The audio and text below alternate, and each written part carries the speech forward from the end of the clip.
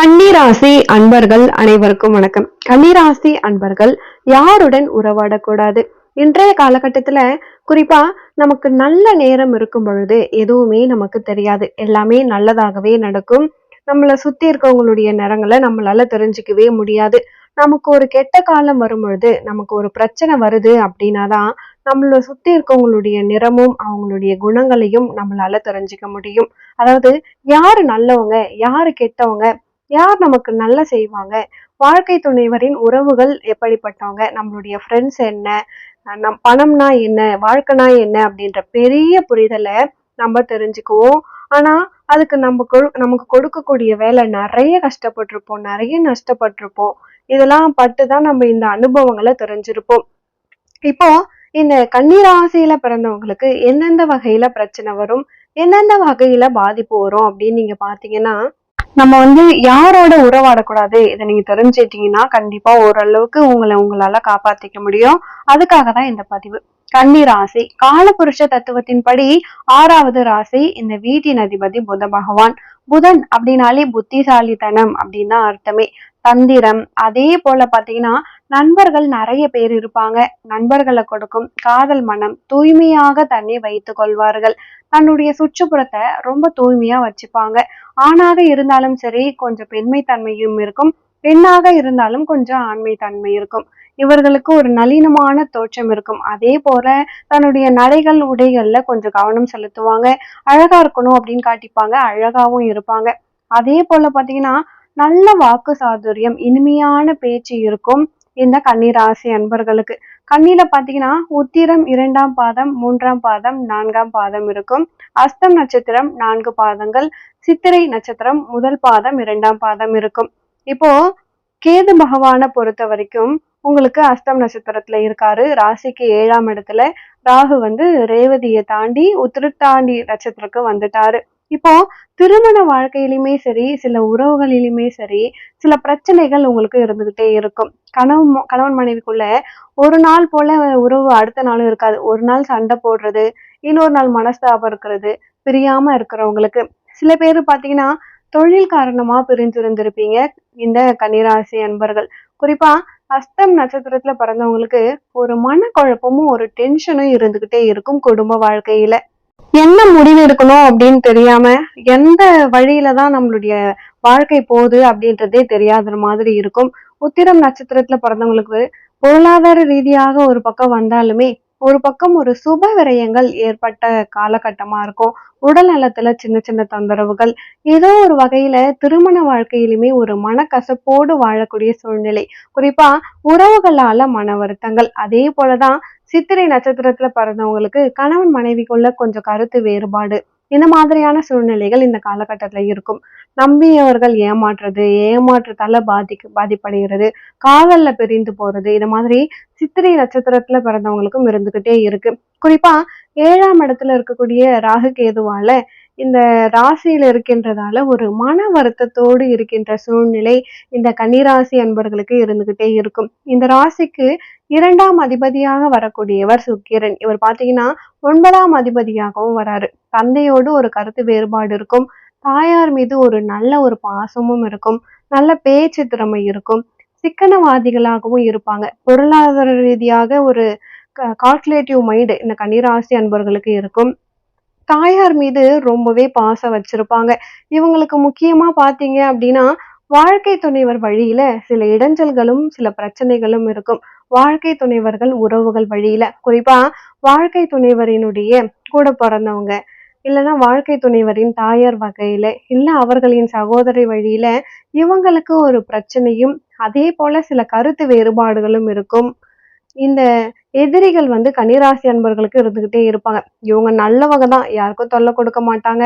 அவங்க மட்டும் சிவனேன்னு ஒரு பக்கம் வாழ்ந்துட்டு இருந்தாலுமே இவங்களுக்கு தொல்லை கொடுக்க 2 பேர் யாராவது வந்துட்டே இருப்பாங்க.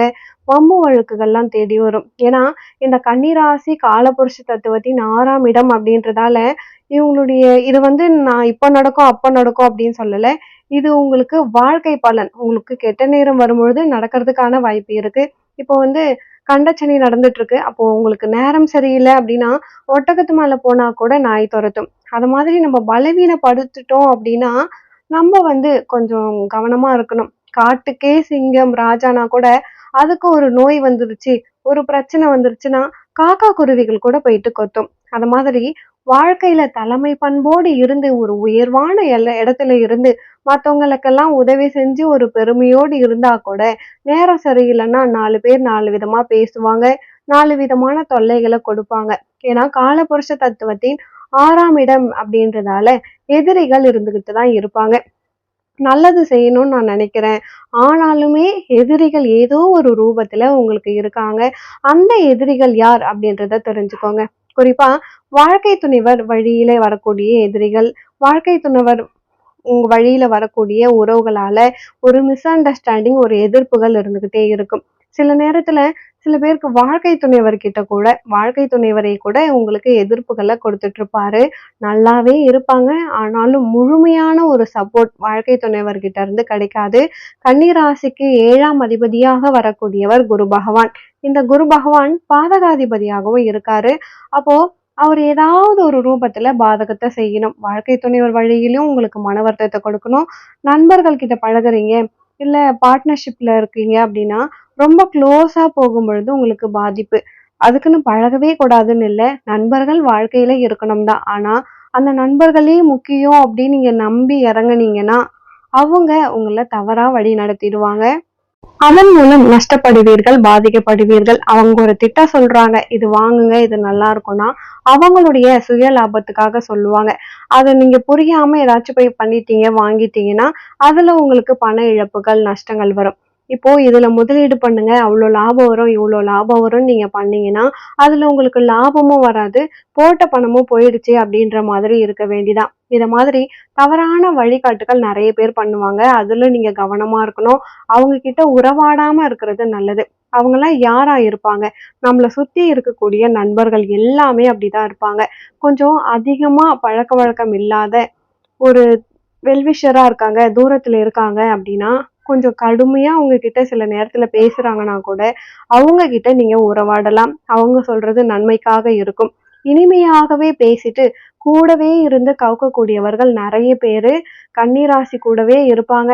அவங்க கிட்ட நீங்க உறவாடாம தள்ளி இருக்கிறது ரொம்ப ரொம்ப நல்லது. பகச்சுக்க சொல்லல. சரி சரின்னு தலையாட்டிட்டு உங்க வேலைய நீங்க பார்த்துக்கிட்டே போங்க. அதே போல தான் வேலை பார்க்கக்கூடிய இடத்துல எல்லாருக்குமே நம்ம நல்லா பேசணும். உயர் அதிகாரியா நீங்க இருக்கீங்க அப்படின்னா கூட, வேலை பார்க்கக்கூடிய இடத்துல நம்மளுடைய தொழிலாளிக்கு நம்ம சாதகமா பேசணும். அவங்க நல்லா இருக்கணும் அப்படின்னு தான் நீங்க நினைப்பீங்க. ஆனா அவங்க அப்படி நினைக்க மாட்டாங்க. எல்லாரும் நம்மள மாதிரியே இருப்பாங்கன்னு நினைக்கிறது தான் முட்டாள்தனமான ஒரு விஷயமே. நம்ம நல்லா இருக்கோம், யாருக்கும் தொந்தரவு கொடுக்கறது இல்ல, யாரையுமே எதிர்க்கிறது இல்ல. அதே மாதிரிதான் உலகமும் இருக்கும் அப்படின்னு நீங்க நினைக்கும் பொழுது நம்ம ஏமாற்றங்களை சந்திக்கிறோம். சோ எந்த புத்துல எந்த பாம்பு இருக்குன்னே தெரியாது, அது எப்போ வெளியே வரும்னே தெரியாது. அதனால நமக்கு கீழே வேலை செய்யக்கூடிய சக பணியாளர்கள், தொழிலாளர்கள் கிட்ட நீங்க கொஞ்சம் கவனமா உறவாடணும். அவங்க கிட்ட உறவாடாம இருக்கிறது கூட உங்களுக்கு நல்லதுதான். உங்களுடைய பலவீனத்தை அவங்க கிட்ட காட்டிக்காம இருக்கிறது நல்லது. குறிப்பா நண்பர்களா இருக்கட்டும், அதே போல வாழ்க்கை துணைவரின் உறவுகளா இருக்கட்டும், இல்லைன்னா உங்களுக்கு கீழே பணிபுரியக்கூடிய பணியாளர்கள் இல்ல சக பணியாளர்கள் கிட்ட உங்களுடைய பலவீனத்தை சொல்லிட்டீங்க அப்படின்னா அந்த பலவீனத்துல அவங்க உங்களுக்கு பிரச்சனையே ஏற்படுத்திடுவாங்க. சோ ஏதாவது ஒரு திட்டத்தாலதான் வரும், டைரக்டா வராது. அந்த திட்டத்தை உங்களை நம்ப வைப்பாங்க. அதை நம்பி நீங்க போகும்பொழுது உங்க வாழ்க்கையில நஷ்டங்களை சந்திக்கக்கூடிய சூழ்நிலை வந்துடும். அப்போ எந்த முடிவு எடுத்தாலும் நீங்களே தனியா முடிவு எடுங்க. கன்னிராசியை பொறுத்த வரைக்கும் ஒரு குழப்பம் இருந்துகிட்டே இருக்கும். ஒரு முடிவு எடுக்கணும் அப்படின்னும் பொழுது அந்த இடத்துல 2 முடிவு இருக்கும். ஒரு ரோட்ல போலான்னும் பொழுது 2 ரோடு பிரியும். இதுல போலாமா அதுல போலாமா அப்படின்ற மாதிரி. திருமணம் பண்ணும் பொழுது 2 பொண்ணு செட் ஆகுற மாதிரி இருக்கும். இந்த பொண்ணை திருமணம் பண்ணலாமா, இந்த பொண்ணை திருமணம் பண்ணலாமா, இப்படி குழம்புறதுதான். கடைசியில ஒரு முடிவு எடுக்கும் பொழுது அந்த முடிவு நமக்கு நெகட்டிவா போயிடுது. சோ இந்த ரோட்லயே போயிருந்தா நல்லா இருந்திருக்குமே, இந்த பொண்ணை திருமணம் பண்ணா நல்லா இருந்திருக்குமே, இந்த வாழ்க்கையிலே போயிருக்கலாமே இப்படின்னு புலம்புற மாதிரியான வாழ்க்கையை தான் இந்த கன்னிராசி அன்பர்கள் பெரும்பாலானோருக்கு இருக்கு. இது இப்போ நம்ம பொது பலனாதான் சொல்லிக்கிட்டு இருக்கோம். இது நீங்க முழுமையா கேளுங்க. இன்னும் நெறைய நம்ம பதிவுல நான் சொல்றேன். நீங்க எந்தெந்த இடத்துலலாம் முடிவெடுக்கிறீங்களோ, அந்த இடத்துலலாம் உங்களுக்கு 2 ஆப்ஷன் வந்து குழப்பம். வேலை விஷயமா இருக்கட்டும், நல்ல வேலை கிடைச்சிடுச்சுன்னு சந்தோஷப்படுவீங்க. அப்ப இன்னொரு வேலையும் கிடைக்கும். அதுவும் நல்ல வேலை மாரி தான் இருக்கும்.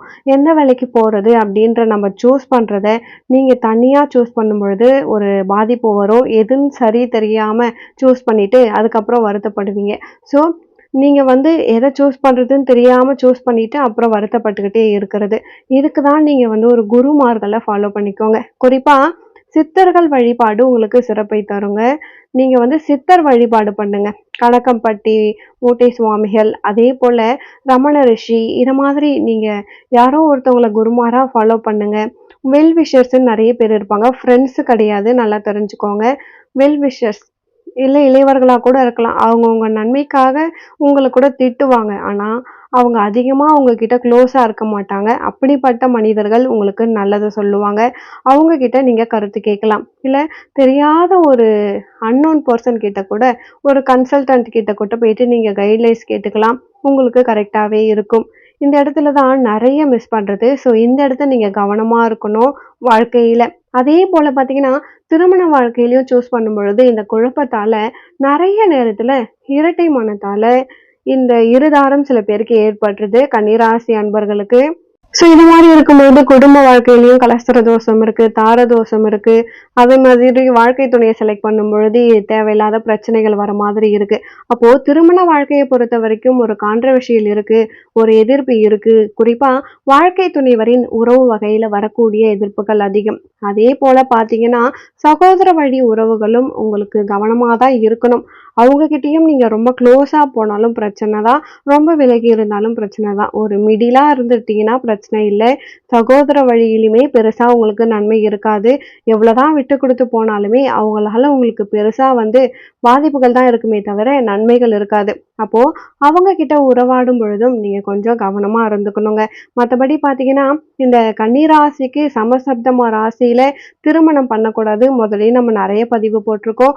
கன்னி ராசிக்கு மீன ராசி ஒரு ஈர்ப்பை கொடுக்கும். ஏன்னா நீர் ராசி மீனம். கன்னி அப்படிங்கிறது நிலம் ராசி. ஒரு கனெக்டிவிட்டி ஏற்பட்டுக்கிட்டே தான் இருக்கும். ஆனா திருமணமாகும், காதல் வரும், காதலர்களா இருக்கலாம். ஆனா அதுக்கப்புறம் தான் தெரியும் அது பிரச்சனையோடு இருக்கு அப்படின்ட்டு.